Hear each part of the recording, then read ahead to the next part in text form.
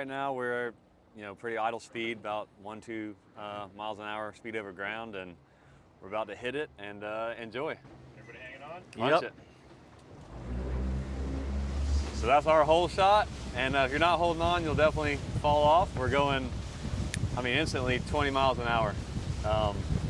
You're on plane about 12 miles an hour. We say on plane, you're on foil about 12 miles an hour. It's really, really easy, no bow rise, a smooth ride. And as you'll see right here, as we go over this wake, you're not worried about your drink spilling. It eats up that wake, that foil assist doesn't even move the boat.